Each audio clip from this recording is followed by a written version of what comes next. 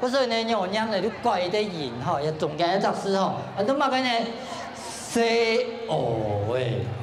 舞台上幽默介绍剧团名称，他是推广客家布袋戏的邱丰荣。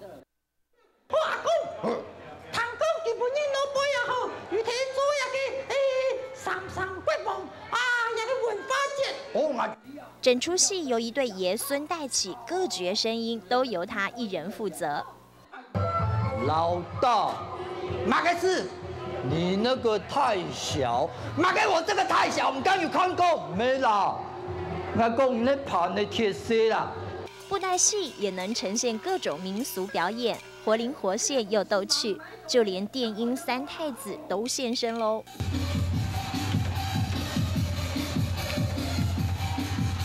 不论是小朋友或者是大人，他们都有童心。客家文化需要传承，他们需要学客家文化，可是你必须去想他们想要什么，而不是他们需要什么。徒弟，你好了耶！哎，妈妈有个东西啊！哎，请问你这里有卖海绵宝宝吗？哦。懂得以活动手法表演，这可是邱丰荣10多年来慢慢学习到的。我们演戏呢，会有最平易的他们了解的东西切入，或者说我们演戏故意就是演，我们会故意出锤，或者说故意拿着戏友走下台去跟观众互动。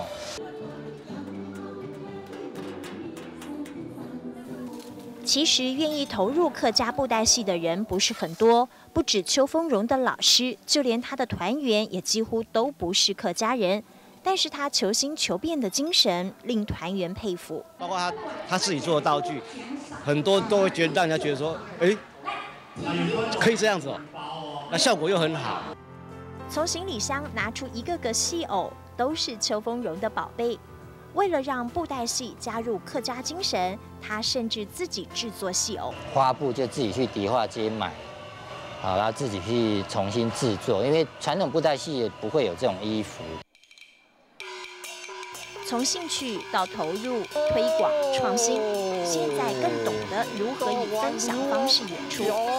身为客家子弟，邱丰荣要透过他最爱的布袋戏，传承客家文化。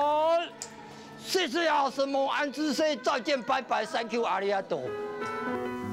邱丰荣的小皮箱装入布袋戏的精彩，承载客家文化的精髓。打开的瞬间，戏偶的舞动出神入化。让我惊艳于这感动时刻。